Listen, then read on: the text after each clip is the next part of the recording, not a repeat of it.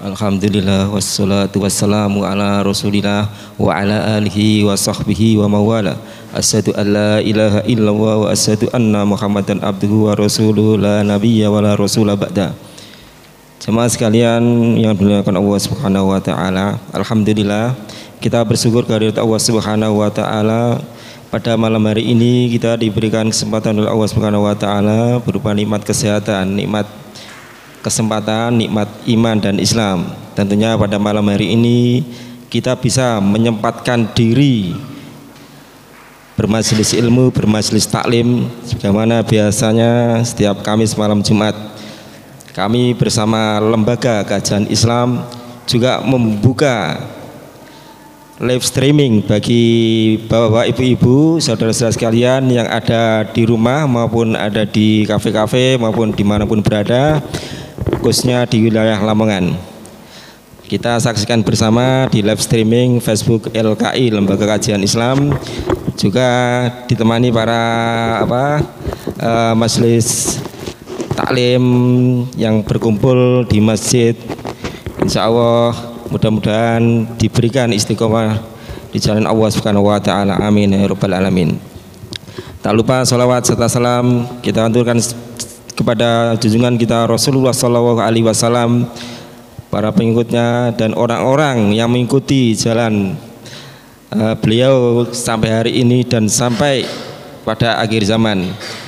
Baik saudara-saudara sekalian yang dimuliakan Allah Subhanahu wa taala, malam hari ini tema yang kita angkat adalah menjelang hari Idul Adha, yaitu 10 keutamaan di bulan Zulhijjah. Bersama Ustadz Azam, waktu dan tempat kita persilakan. Betul.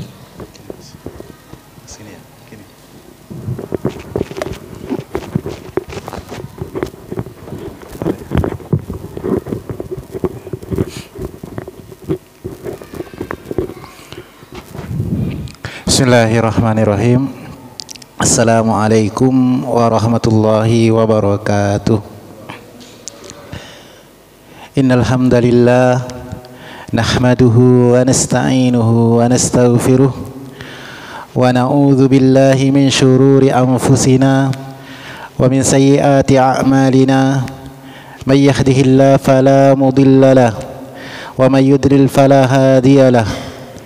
Asyhadu an la ilaha illallah wahdahu la syarika lah wa asyhadu anna Muhammadan abduhu wa rasuluh alladzi la nabiyya wa la rasula ba'dah. Hadirin wal hadirat, Bapak Ibu jamaah salat maghrib yang insyaallah dimuliakan Allah Subhanahu wa taala. Alhamdulillah kita memuja dan memuji Allah Subhanahu wa taala atas karunia yang Allah Subhanahu wa taala berikan kepada kita sehingga kita bisa mendatangi majelis ilmu, mendatangi salah satu kewajiban kita sebagai hamba Allah, yaitu melaksanakan salat di masjid. Semoga ibadah yang kita laksanakan, langkah kita dari rumah kita menuju masjid ini senantiasa mendapatkan pahala di sisi Allah Subhanahu wa taala. Jadi kadang-kadang agar kita istiqamah dalam melaksanakan ketaatan kepada Allah itu, salah satunya kita melihat fadilah-fadilahnya, melihat apa keutamaan ibadah. Misalkan salah satu yang memotivasi kita untuk berangkat ke masjid adalah pahala di sisi Allah Subhanahu wa taala. Karena Nabi sallallahu alaihi wasallam bersabda dalam sebuah hadisnya, "Man tatahhara fi baitihi," kata Nabi sallallahu alaihi wasallam. Jadi barang siapa yang berwudu di rumahnya, kemudian dia berangkat ke masjid, maka satu langkah bernilai pahala. Satu langkahnya, setiap langkah yang kita lakukan itu bernilai pahala, tetapi juga menghapus kesalahan-kesalahan kita, Bapak Ibu sekalian.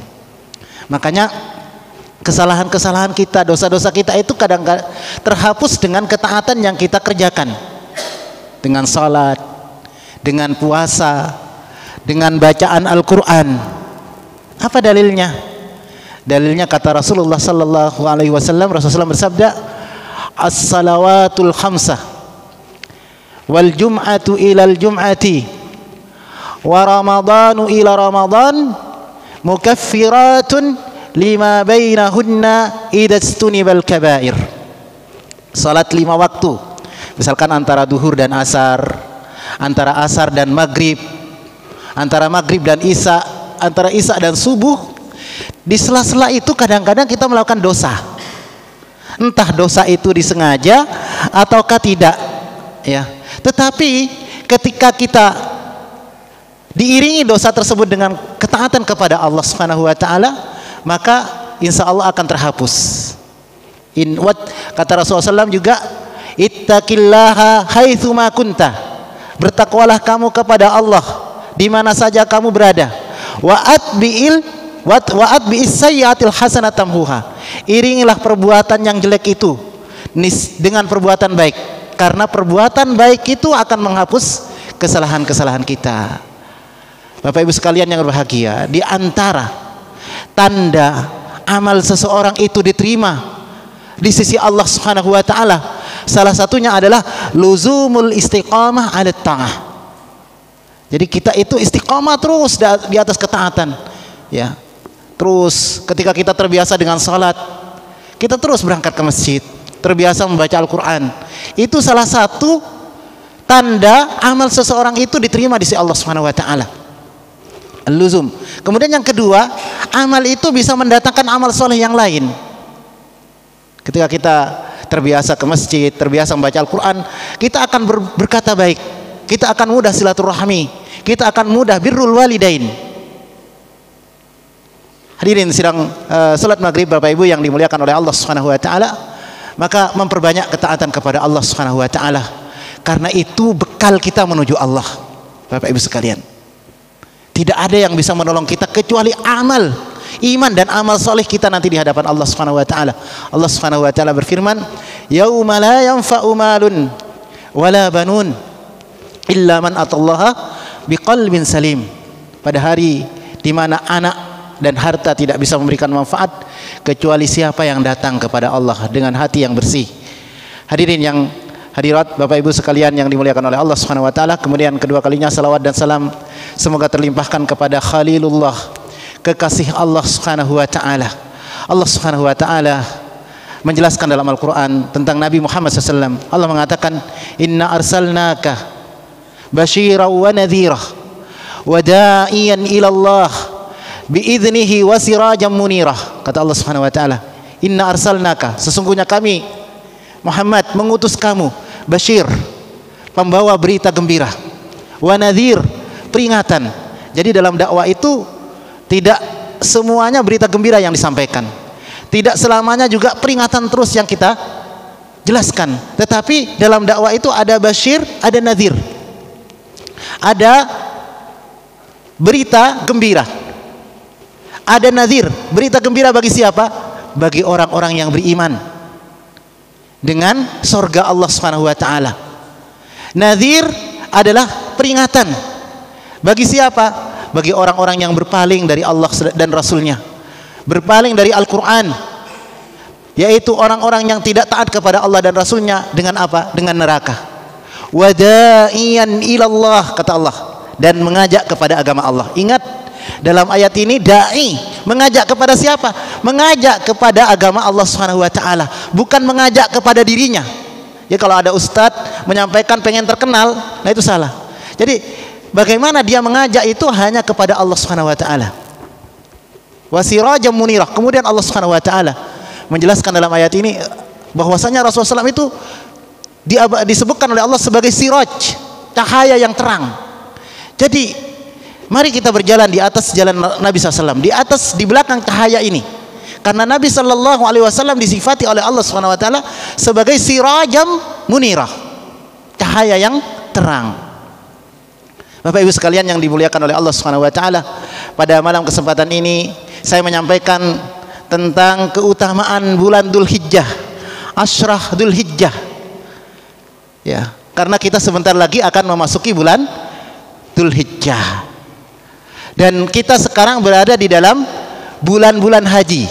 Allah Subhanahu wa taala menyebutkan al-hajju ashhurum ma'lumat. Kata Allah, bulan-bulan haji itu adalah bulan-bulan yang sudah ditentukan, yang sudah diketahui, yaitu Syawal, Dzulqa'dah dan Dzulhijjah. Nah, sekarang Bapak Ibu sekalian, kita sudah mau masuk bulan Dzulhijjah. Apa keutamaan bulan Dzulhijjah? Karena jarang sekali kita memberikan perhatian terhadap tanggal 1 Dzulhijjah sampai 10 Dzulhijjah. Tetapi kita memberikan perhatian di 10 hari terakhir bulan Ramadan. Ya enggak? Kalau sudah 10 hari bulan Ramadan itu biasanya semangat kita semakin semangat.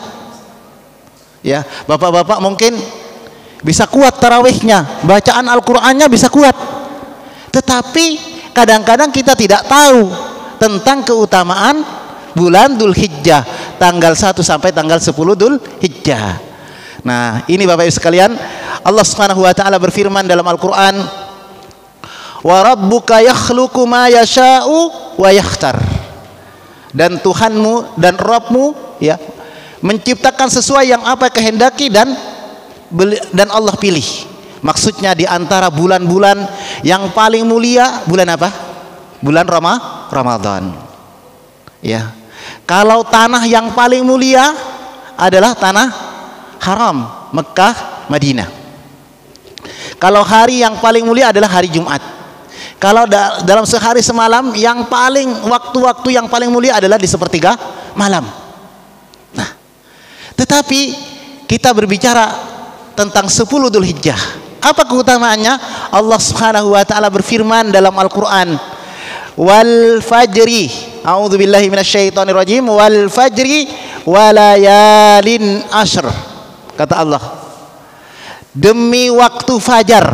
Nah, kita tidak akan membahas waktu fajar ini ya, tetapi kita akan membahas walayalin ashr. Dan Allah bersumpah dengan 10 malam bulan Dzulhijjah, dengan 10 hari bulan Dzulhijjah. Maksudnya layal di sini adalah hari. Jadi Allah Subhanahu wa taala bersumpah dengan 10. Nah, 10 hari. Di sini para ulama khilaf Bapak Ibu sekalian. Apakah 10 hari itu adalah 10 terakhir bulan Ramadan, ataukah 10 hari tersebut adalah 10 awal Dzulhijjah? Khilaf. Tetapi jumhurus salaf, jumhurul mufassirin, kebanyakan ulama tafsir mentafsiri tentang 10 Allah bersumpah dengan 10 hari ini adalah maksudnya 10 Dzulhijjah.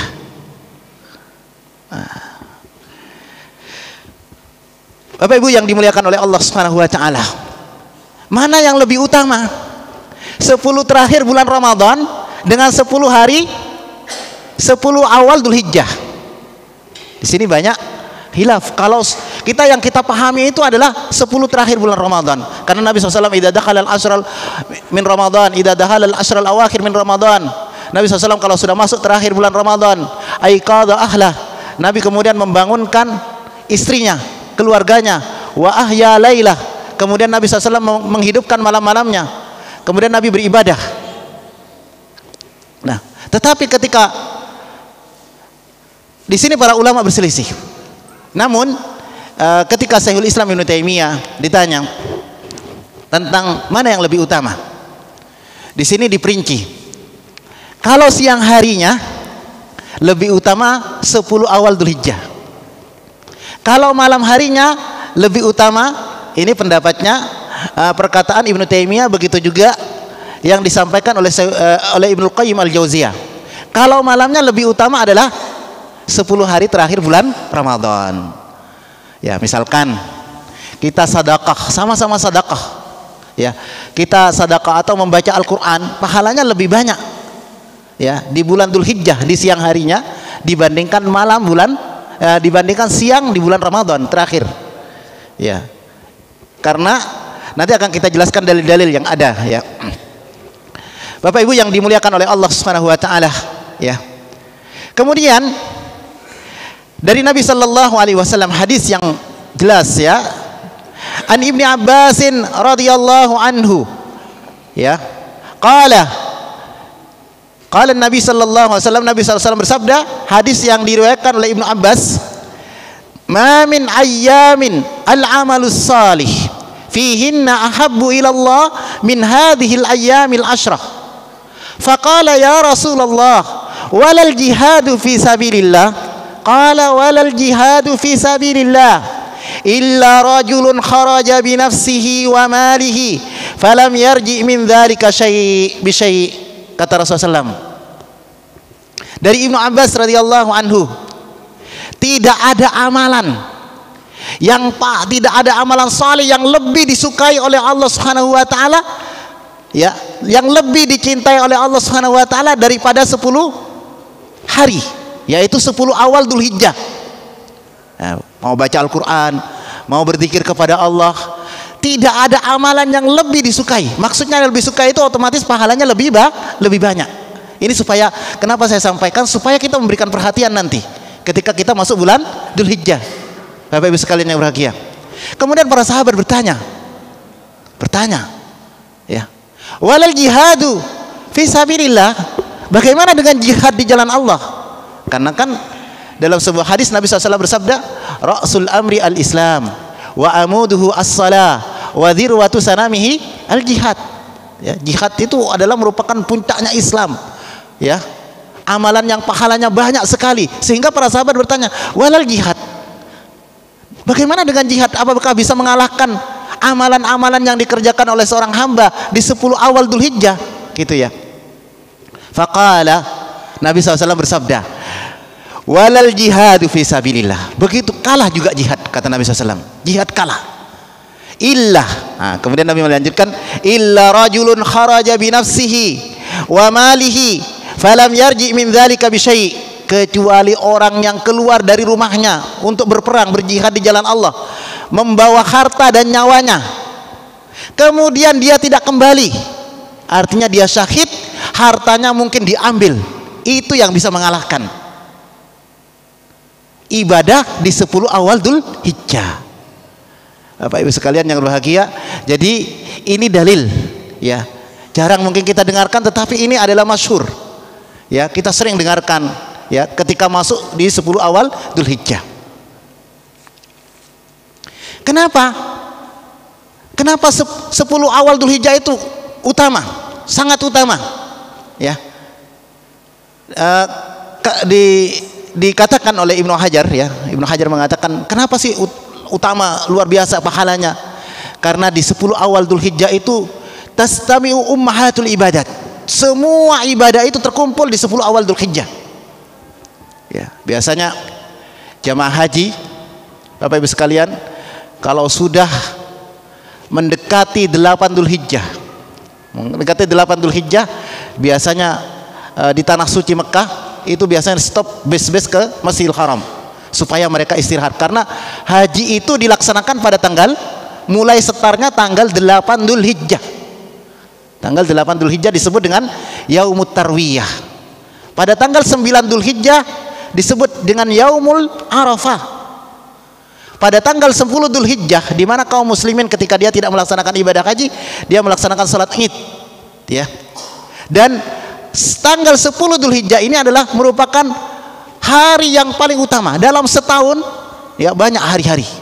Tetapi hari yang paling utama adalah Ayyamun Nahr, hari penyembelihan, yaitu tanggal 10 Dzulhijjah, di mana jamaah haji, ya, pada saat itu dia sudah melempar jumrah Aqabah, kemudian dia tawaf, kemudian dia sa'i, kemudian dia tahallul, kemudian ada yang menyembelih. Hadirin yang dimuliakan oleh Allah, Bapak Ibu sekalian yang dimuliakan oleh Allah Subhanahu wa taala. Ya, kemudian saya bacakan dari hadis Nabi sallallahu alaihi wasallam. Fi hadisi Ibnu Umar, Rasulullah SAW bersabda, "Ma min ayyamin a'zamu 'indallah wa la ahabbu ilaihi minal amali fihinna min hadhil ashr fa'akthiru fihinna minat tahlili wat takbiri wat tahmid." Rawahu Ahmad. Dari Ibnu Umar radhiyallahu anhu, tidak ada hari yang lebih dicintai oleh Allah Subhanahu wa taala dibandingkan 10 awal Dzulhijjah. Kemudian Nabi mengatakan, fa'akthiru fihinna, maka perbanyaklah kalian di dalamnya apa? Tahlil. Maka kita disunahkan memperbanyak tahlil. La ilaha illallah, wat takbir, Allahu akbar, tahmid, alhamdulillah. Memperbanyak zikir-zikir tersebut kepada Allah Subhanahu wa taala di hari-hari itu. Kenapa? Mungkin kalau sekarang kita baca subhanallah, alhamdulillah, Allahu akbar, pahalanya banyak, tetapi tidak sebanyak yang kita kerjakan di 10 awal Dzulhijjah. Bapak Ibu sekalian, nah ini termasuk sunnah yang mahjurah, sunnah yang ditinggalkan. Padahal pernah suatu saat ya, jadi Abdullah bin Umar, begitu juga dengan Abu Hurairah, ketika di awal Dzulhijjah itu berangkat masuk pasar, kemudian dia mengeraskan takbirnya, Allahu akbar, Allahu akbar, Allahu akbar, walillahil hamd, ya. Kemudian orang-orang mengikutinya, ya. Dan ini termasuk sunnah yang ditinggalkan. Makanya di antara salah satu amalan yang kita kerjakan di 10 awal Dzulhijjah adalah memperbanyak zikir kepada Allah, terutama kalimat tauhid la ilaha illallah, ya, kalimat tahlil, kemudian takbir, Allahu akbar, alhamdulillah, ya. Dan ini adalah ibadah yang luar biasa. Makanya ibadah yang senantiasa kita kerjakan itu yang ringan adalah zikir kepada Allah, ya, misalkan ketika kita berangkat dari rumah, ya, kita jarang kadang-kadang subhanallah, subhanallah, alhamdulillah, alhamdulillah, ya. Senantiasa lisan kita ini tidak pernah kering daripada zikir kepada Allah. Ketika mungkin kita kerja di ladang, ya, mungkin lagi panen cabai, maka sebaiknya kita terus berzikir kepada Allah. Karena itu pahala yang luar biasa Bapak Ibu sekalian. Apalagi nanti kalau sudah masuk bulan Dzulhijjah, sampai tanggal 10 perbanyak zikir kepada Allah Subhanahu wa taala. Kemudian dalam sebuah hadis Nabi sallallahu alaihi wasallam, karena di dalam bulan Dzulhijjah ada Yaumul Arafah, hari Arafah. Bagi kita yang tidak melaksanakan ibadah haji, kita disunnahkan untuk berpuasa. Berpuasa di tanggal 9 Dzulhijjah. Pada hari itu disebut dengan Yaumul Arafah, Bapak Ibu sekalian. Bagi jamaah haji, ya, mereka adalah melaksanakan wukuf di Arafah. Saya bacakan hadis Nabi SAW, ya. Qala fihi ma min yaumin aktsara min ayyatikallahu fihi 'abdan minan nari min yaumi Arafah. Tidak ada hari, kata Rasulullah SAW, di mana Allah banyak membebaskan hambanya dari api neraka dibandingkan hari Arafah. Wa innahu la yadnu thumma yubahimu bihimul malaika. Kemudian dia mendekat kepada malaikatnya dan berkata, fayaqul madza aradu haula, apa yang diinginkan hambaku, ya. Maksudnya Allah Subhanahu wa taala mengampuni dosa-dosanya. Manakala kita di Arafah tersebut kita melaksanakan ketaatan-ketaatan kepada Allah, maka kita disunahkan di tanggal 1 sampai 9 Dzulhijjah berpuasa. Terutama kalau kita tidak mampu, ditekankan kita berpuasa tanggal 9 Dzulhijjah. Puasa apa namanya Bapak Ibu sekalian? Puasa Arafah. Ya. Jadi puasa Arafah ini adalah puasa yang menghapus dosa 2 tahun. Menghapus dosa 2 tahun. Sebagaimana Rasulullah SAW bersabda, siyamu yaumi Arafah ahtasibu 'ala Allah ay yaghfirallahu as-sana allati qabla was-sana allati ba'da. Ya. Saya berharap mudah-mudahan Allah Subhanahu wa taala menghapus dosa 1 tahun sebelumnya dan 1 tahun setelahnya. Makanya nanti diusahakan, ya, kita jangan sampai tidak berpuasa. Memang hukumnya sunnah, tetapi sunnah yang ditekankan oleh Rasulullah SAW untuk berpuasa di 9 Dzulhijjah. Bapak Ibu sekalian, bagi jamaah haji ngapain pada saat itu?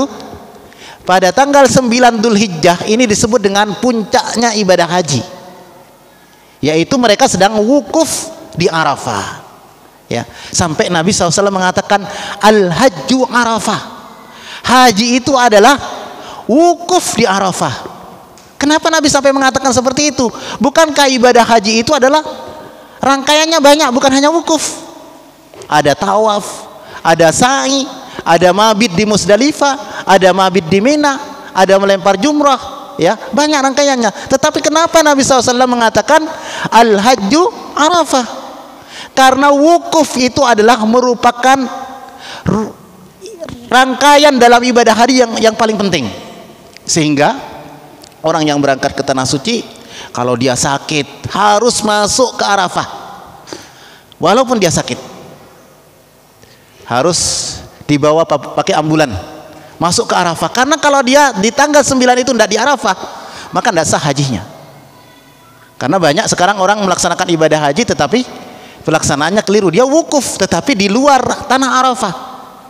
Maka harus ada, sudah dibuat oleh pemerintah Saudi adalah batasan-batasan tanah Arafah. Ya, maka tanggal 9 Dzulhijjah, ya, jadi mulainya ketika matahari sudah tergelincir, ya, waktu duhur sampai terbenamnya matahari. Begitu terbenam matahari, maka dia keluar, dia melaksanakan, jamaah haji melaksanakan apa? Salat duhur dan salat asarnya di Arafah. Begitu matahari terbenam, maka dia keluar dari Arafah. Tidak usah salat maghrib di Arafah dan salat isya. Di mana salat isyanya? Dia salat di Musdalifah. Karena banyak orang melaksanakan ibadah haji tetapi salat maghrib dan salat isyanya di Arafah. Ya, jadi salat maghrib dan salat isyanya itu dia keluarnya setelah matahari terbenam. Dia keluar dari Arafah, ya, ketika matahari terbenam, ya. Nanti salat maghrib dan salat isyanya dijamak, ya, di Musdalifah. Misalkan sampai Musdalifah jam 11 malam, jam 12 malam, saat itu dia salat maghrib dan salat isya. Ya, Bapak Ibu yang dimuliakan oleh Allah Subhanahu Wa Taala, ya. Jadi mana yang lebih utama antara tanggal 9 Dzulhijjah dengan tanggal 10 Dzulhijjah? Karena 10 Dzulhijjah disebut dengan Yaumun Nahr. Ya, coba, hari yang paling utama itu berada di bulan Dzulhijjah. Ya. Maka Nabi SAW mengatakan tentang Yaumun Nahr, ya, tentang keutamaan bulan 10 Dzulhijjah, ya. Nabi mengatakan dalam sebuah hadisnya, a'damu ayyamin indallah yaumun nahr thumma yaumul qir thumma yaumul qar. A'damul ayyam indallah, hari yang paling agung di sisi Allah, yaumun nahr, tanggal 10 Dzulhijjah, Bapak Ibu sekalian. Thumma yaumul qar, kemudian yaumul qar, yaitu tanggal 11 Dzulhijjah. Namun para ulama khilaf di sini. Mana yang lebih utama? Tanggal 9 Dzulhijjah, maksudnya hari Arafahnya, atau tanggal 10 Dzulhijjah? Khilaf. Jumhur ulama kalau tidak salah menguatkan 10 Dzulhijjah lebih utama dibandingkan tanggal 9 Dzulhijjah, Bapak Ibu sekalian. Tetapi Imam Syafi'i mengatakan, kalau tidak salah, beliau mengatakan bahwa tanggal 9 Dzulhijjah lebih utama dibandingkan tanggal 10 Dzulhijjah. Nah, tetapi mana di tanggal 9 ini adalah orang wukuf, di mana Allah Subhanahu Wa Taala membebaskan kebanyakan orang dari api neraka. Tanggal 9 Dzulhijjah. Kita yang tidak hajian, kita biasanya adalah puasa Arafah. Pada tanggal 10 Dzulhijjah banyak sekali inti ibadah haji berada di tanggal 10 Dzulhijjah. Apa itu? Di tanggal 10 dia mabit di Musdalifah. Pagi harinya dia menuju Mina, dia melempar jumrah Aqabah. Habis itu dia bisa langsung tawaf ifadah, ya. Habis tawaf ifadah dia adalah tahallul, menggundul rambutnya, ya, atau memendekkan rambutnya, mencukur rambutnya. Habis itu dia menyembelih, hadyun, dan terkumpul ibadah-ibadah haji di tanggal 10 Dzulhijjah ini. Yaumul Qar adalah hari apa? Tanggal 11 Dzulhijjah. Ya, makanya Allah Subhanahu Wa Taala berfirman di dalam Al-Quran, liyashhadu manafi'a lahum wa yadhkuru ismallah fi ayyamin ma'lumat ala ma razaqahumullah min bahimatin, ya. Wa yadhkuru ismallah fi ayyamin ma'lumat, ayyam, hari-hari yang sudah diketahui.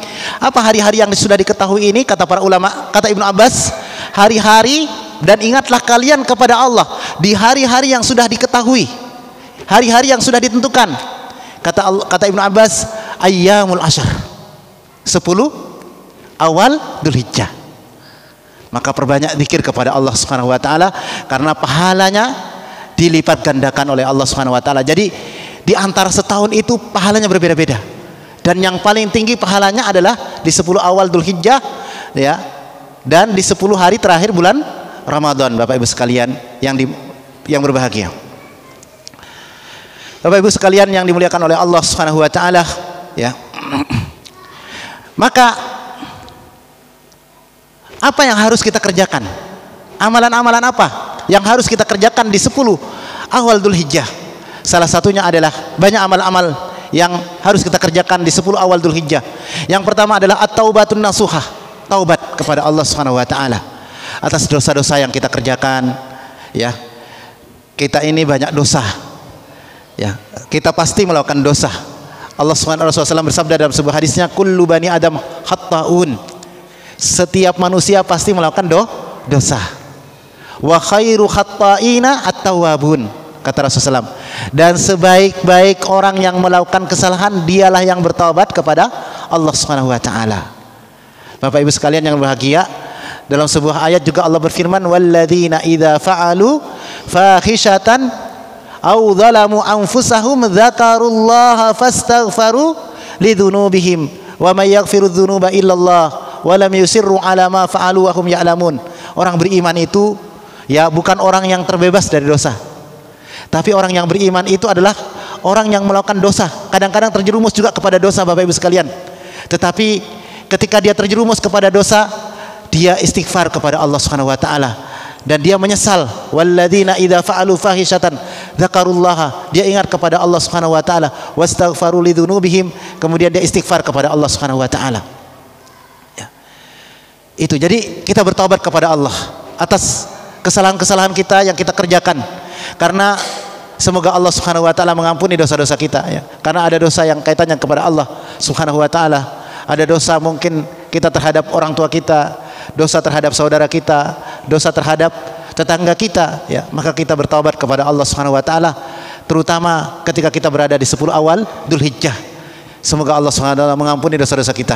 Kemudian yang kedua adalah al-iltizam 'ala ta'ah. Hendaklah kita senantiasa berada di atas ketaatan kepada Allah Subhanahu wa taala. Ya. Karena berada di atas ketaatan kepada Allah Subhanahu wa taala adalah berat. Kadang-kadang ketika iman itu kadang-kadang yazid, kadang-kadang yangkus, kadang naik, kadang turun. Tak kala turun ini kadang-kadang kita terjerumus kepada perbuatan dosa, ya. Maka kita harus senantiasa istiqomah kepada Allah dengan berteman kepada orang-orang soleh, dengan mendatangi majelis-majelis ilmu salah satunya, supaya kita tidak terjerumus kepada perbuatan dosa. Kemudian al-muhafadzah 'alal wajibat wa ada'uha 'ala wajhil matlub, ya. Yaitu menjaga apa yang diwajibkan oleh Allah Subhanahu wa taala, ya. Jadi apa yang Allah perintahkan senantiasa kita menjaganya, melaksanakannya di awal waktunya, ya. Segera ketika perintah Allah itu kita segera melaksanakannya dan terus menerus beribadah kepada Allah. Jadi orang beriman itu dalam beribadah kepada Allah, ya, salah satunya adalah istiqomah. Kemudian yang kedua adalah segera kalau Allah memerintahkan kepada kita, ya. Kemudian memperbanyak amalan-amalan sunnah di awal Dzulhijjah, di 10 awal Dzulhijjah. Bukan hanya di awal Dzulhijjah, pada hakikatnya adalah seluruh waktu kita, tetapi lebih ditekankan lagi di 10 awal Dzulhijjah. Kalau mungkin salat malam kita, ya, hanya mungkin 7 rakaat, ya, atau 3 rakaat, kita perbanyak lagi, ya. Kalau mungkin bacaan Al-Quran kita 2 juz, 3 juz, kita tambah lagi di 10 awal Dzulhijjah, karena pahalanya jauh lebih banyak, Bapak Ibu sekalian yang berbahagia. Iktsar bin nawafil, memperbanyak amalan-amalan sunnah, baik itu adalah mungkin melaksanakan puasa, ya. Kita tidak masalah puasa di bulan Dzulhijjah, ya, di awal Dzulhijjah, terutama di tanggal 9 Dzulhijjah. Karena kalau kita terbiasa melaksanakan ibadah-ibadah sunnah, Rasulullah sallallahu alaihi wasallam bersabda dalam sebuah hadisnya, "Ma taqarraba ilayya 'abdin bi syai'in ahabba ilayya mimma aftaradahu alaihi." Tidaklah seorang hamba, ya, beribadah kepadaku dengan ibadah-ibadah sunnah sampai Allah Subhanahu wa taala cinta kepada kita. Perbanyak ibadah-ibadah sunnah, ya. Kemudian yang kedua adalah iktinamu syarfiz zaman, ya. Jadi ada 2 keutamaan. Satu keutamaan tempat, satu keutamaan waktu. Jadi keutamaan waktu itu kapan? Ya, termasuk di bulan Ramadan, termasuk di hari Jumat. Nih, hari Jumat itu adalah keutamaan waktu, terutama habis salat Jumat, ya, 1 jam menjelang maghrib. Itu adalah waktu yang paling mustajab kalau kita berdoa kepada Allah Subhanahu wa taala. Makanya kadang-kadang kita melihat orang-orang yang para ulama ketika dia Jumat sorenya, Jumat di hari Jumatnya sorenya 1 jam sebelum maghrib tiba, dia biasanya gunakan untuk beribadah kepada Allah, untuk berdoa kepada Allah di waktu itu, karena itu adalah waktu yang mustajab. Kemudian juga ya, iktinamu syarfiz zaman, keutamaan waktu adalah termasuk yang tadi saya sebutkan 10 awal Dzulhijjah. Nah, ini kita sudah dekat di 10 awal Dzulhijjah ya. Kemudian memperbanyak zikir kepada Allah Subhanahu wa taala ya. Kemudian juga melaksanakan ibadah haji dan umroh di bulan Dzulhijjah.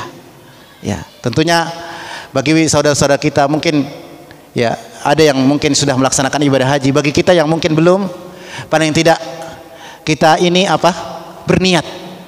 Misalkan kita belum mampu secara materi, paling tidak niat kita dalam hati ada, sehingga ketika kita tidak bisa melaksanakan ibadah tersebut, kita mendapatkan pahala niatnya ya, walaupun tidak mendapatkan pahala amal, tetapi paling tidak kita mendapatkan pahala niat ya, supaya kita bisa ditakdirkan oleh Allah Subhanahu wa taala bisa melaksanakan ibadah haji. Kemudian adalah yang terpenting adalah juga udhiyah, melaksanakan udhiyah, penyembelihan hewan korban ya. Makanya Allah Subhanahu wa taala berfirman dalam Al-Qur'an, fasalli inna a'tainakal kautsar fasalli lirabbika wanhar inna syani'aka huwal abtar. Maka kata Allah Subhanahu wa taala fasalli, maka salatlah kamu, kata Allah Subhanahu wa taala ya, wanhar, dan berudhiyahlah, menyembelihlah ya. Ini disunnahkan, sangat disunnahkan ya. Kaum muslimin alhamdulillah ya, banyak yang sudah sadar ya. Mereka ketika di 10 awal Dzulhijjah ya, di 10 setelah mereka melaksanakan sholat Id ya, di lapangan atau di masjid, maka mereka segera melaksanakan udhiyah, penyembelihan dalam rangka taat kepada Allah Subhanahu wa taala. Mungkin pertanyaannya. Bapak Ibu sekalian yang dimuliakan oleh Allah Subhanahu wa taala ya.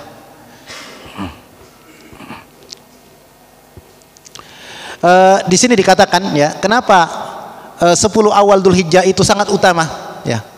Kata Ibnu Hajar Al-Asqalani ya, walladzi yadhhar anna sababa fi imtiyazi asra Dzulhijjah ya, limakanin istima'il ummahatul ibadah fihi wa hiya as-shalah was-siyam was-sadaqah wal hajj wa la yata'atta fi ghairiha. Kenapa 10 awal Dzulhijjah itu sangat utama, sehingga para ulama mengatakan bahwa 10 Dzulhijjah itu tadi lebih utama siang harinya dibandingkan bulan Ramadan ya, di 10 hari terakhir bulan Ramadan. Kalau malam Ramadan lebih utama malam harinya karena ada Lailatul Qadar ya, ada Lailatul Qadar, karena kata Ibnu Hajar terkumpul induk ibadah seperti salat, kemudian saum, puasa, yaitu puasa Arafah, kemudian adalah as-sadaqah, sadaqah, wal hajj, dan haji. Sedangkan di bulan Ramadan tidak kita dapatkan haji. Kita dapatkan di bulan Ramadan umrah, tetapi ibadah haji hanya ada di bulan Dzulhijjah. Makanya dengan tadi yang saya sampaikan Bapak Ibu sekalian, mudah-mudahan dengan datangnya bulan Dzulhijjah ya, bagaimana kita lebih semangat lagi. Maksudnya ketika sudah masuk tanggal 1 Dzulhijjah sampai tanggal 10 Dzulhijjah, ibadah apapun kita perbanyak. Mau sedekah, mau baca Al-Qur'an. Ya, saya ketika di Mekah itu saya melihat orang-orang Arab ya, masyayikh, ketika sudah masuk tanggal 10 Dzulhijjah yang mereka ibadahnya biasa-biasa lebih semangat lagi. Sedekah mereka lebih semangat lagi karena mereka tahu tentang keutamaan awal Dzulhijjah tadi. Mungkin hanya itu ya, sebelumnya kami buka untuk tanya jawab ya. Silakan. Baik, nah kita lanjutkan ke sesi pertanyaan. Barangkali ada yang bertanya 1, 2, apa 3 pertanyaan, silakan. Monggo. Yang pojok-pojok kanan kiri, di depan nggak ada ini ya. Apa yang depan mungkin ada 2 kali pertanyaan. Oh ini ada 1 nih di samping sebelah kanan. Ya. 1, 2, ya. Bismillahirrahmanirrahim. Assalamualaikum warahmatullahi wabarakatuh. Waalaikumsalam warahmatullahi wabarakatuh. Terima kasih atas waktunya. Mohon maaf tadi agak terlambat. Mungkin barangkali di awal mungkin sudah dijelaskan. Saya kurang tahu, afwan Ustadz. Ya. Ini singkat saja. Pertama, bahwa di 10 awal Dzulhijjah itu memang sangat dianjurkan untuk melakukan amal soleh. Di antaranya memperbanyak takbir, tasbih, tahlil dan lain sebagainya. Nah, kalau nggak salah bahwa membaca atau mengucapkan takbir seperti takbiran itu juga sudah dibolehkan ketika masuk tanggal 1 Dzulhijjah. Sementara ketika yang kita temui di masyarakat itu pada saat malam 10 Dzulhijjah itu yang baru takbir secara berjamaah gitu. Nah, apakah yang menyebabkan di masyarakat yang kita temui itu baik dari Muhammadiyah, dari NU atau dari kelompok-kelompok yang lain kok tidak mengumandangkan takbir sejak mulai tanggal 1 Dzulhijjah? Itu pertanyaan pertama Ustaz. Kemudian yang kedua, tentang orang yang berkorban itu disunahkan ketika masuk tanggal 1 Dzulhijjah itu kan sudah tidak disunahkan tidak memotong kuku dan rambut. Nah, di balik hikmah ini ada apa Ustaz gitu? Sehingga yang berkorban itu tidak, kalau bisa disunahkan kan tidak memotong rambut dan kuku. Jazakallahu khairan. Assalamualaikum warahmatullahi wabarakatuh. Pertanyaan pertama saya belum paham, Mas. Pertanyaan pertama saya belum paham. Ya, pertanyaan pertama ini intinya apa? Maksudnya yang ditanyakan itu apa? Ya, kita disunahkan boleh juga membaca takbir seperti takbiran itulah, seperti itulah. Nah, sementara faktanya di masyarakat itu takbiran itu ketika mulai masuk tanggal awal 10 Dzulhijjah. Biasanya setelah maghrib baru takbiran kan gitu. Lah maksud saya di tempat-tempat yang kita temui itu nggak ada yang melaksanakan takbir gitu, takbiran maksud saya gitu. Maksudnya baik dari Muhammadiyah, NU dan lain sebagainya. Gimana? Takbir serentak maksudnya. Atau barangkali di musala-musala atau di mana dan lain sebagainya. Maksud saya seperti itu. Ya. Untuk pertama mungkin bedanya di 10 malam Idul Fitri dengan 10 malam Idul Adha. Kalau malam Idul Adha itu kita diperintahkan takbir sampai selesai hari tasyrik, Pak. Jadi diusahakan mana habis salat itu kita takbir ya, entah bareng-bareng ya atau bareng-bareng, atau mungkin kita intinya ketika tidak dikomando bareng-bareng, kita bagaimana kita memperbanyak takbir. Mungkin person-person ya. Bagaimana ketika tidak dikomando ya, bareng-bareng takbir, kita perbanyak takbir. Intinya sampai sangat disunnahkan takbir itu adalah sampai akhir bulan Dzulhijjah, atau disebut dengan ayyamut tasyrik, hari-hari tasyrik. Makanya Allah Subhanahu wa taala mengatakan dalam Al-Qur'an, "Wadhkurullaha fi ayyamin ma'dudat." Kata Allah, ingatlah kalian kepada Allah, banyaklah kalian berzikir kepada Allah di hari-hari yang sudah ditentukan.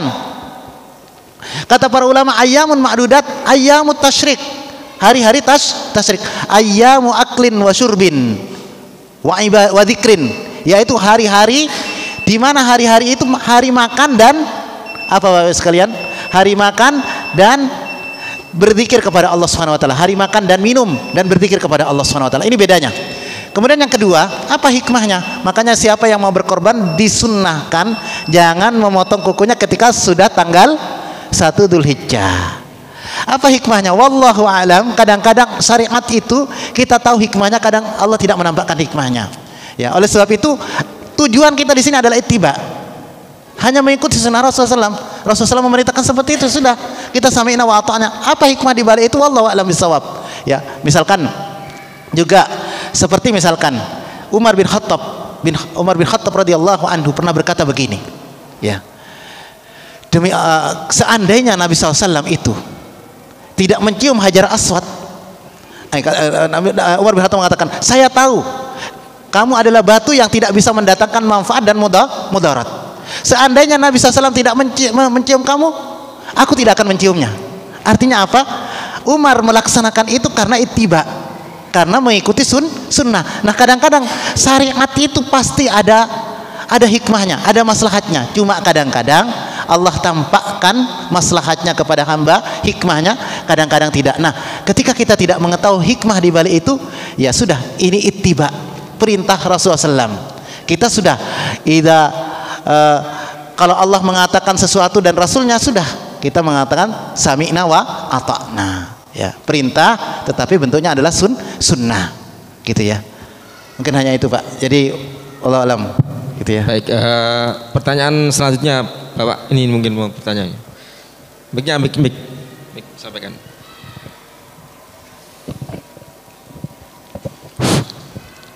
Assalamualaikum warahmatullahi wabarakatuh. Waalaikumsalam warahmatullahi wabarakatuh. Puasa Arafah kita disunahkan untuk puasa sunnah Arafah. Tapi ada kalanya, kemudian yang saya tanyakan, puasa Arafah itu 9 Dzulhijjah atau tepat di puasa Arafah? Sebab kalau tidak salah 8 tahun yang lalu kalau tidak salah, itu pernah terjadi perbedaan ketika di sana Arafah, sini belum 9 Dzulhijjah atau sebaliknya. Jadi kemudian bersamaan pilihannya itu 9 Dzulhijjah atau puasa Arafahnya, tepatnya waktu haji di Arafah. Terima kasih. Yang jelas puasa Arafah itu adalah pada tanggal 9 Dzulhijjah. Pada tanggal 9 Dzulhijjah. Jadi wallahu alam bisawab ya, karena kadang-kadang memang di negeri kita ini, ya wallahu alam, di negeri kita banyak seringnya terjadi perbedaan masalah penentuan hari raya. Sedangkan kalau kita perhatikan ya di kota suci Mekah itu ya sudah sama semuanya. Wallahu alam, tetapi yang jelas wallahu alam Pak ya. Ini yang saya ketahui, yang jelas puasa Dzulhijjah itu adalah jatuh pada tanggal 9 Dzulhijjah, puasa Arafahnya. Ya. Apakah harus mengikuti Saudi ataukah tidak? Nah, itu kita serahkan kita yakini mana yang kita yakini. Maksudnya, wah sudahlah, saya karena dalam hal ini kadang-kadang terjadi ini ya, banyak sekali agak rumit. Ya, agak rumit anunya, tetapi yang saya yakini, yang saya ketahui, kita yakinkan saja ketika berpuasa itu adalah tanggal 9 Dzulhijjah. Kadang-kadang di Arafah itu udah wukuf, tapi di sini masih puasa. Padahal kan ketika di Arafah itu padahal sudah hari raya, sudah penyembelihan ya. Di sini masih puasa. Gitu. Wallahu alam ya. Dalam hal ini sudah kita yakinkan yang mana ya, yang jelas kita yakini puasa Arafah itu jatuh pada tanggal 9 Dzulhijjah. Wallahu alam bisawab. Dalam hal ini agak iya, 9 Dzulhijjahnya. Bukan Arafahnya, tapi adalah tanggal 9 Dzulhijjahnya. Ya. Ya, baik, jelas Pak Engge. Ya, rumit itu memang. Oke, mungkin wonten satu pertanyaan lagi tambahan mungkin ya. Silakan. Oh, enggak ada ya? Kalau enggak ada sekalian sudah. Oh, penutup. Ya. Silakan.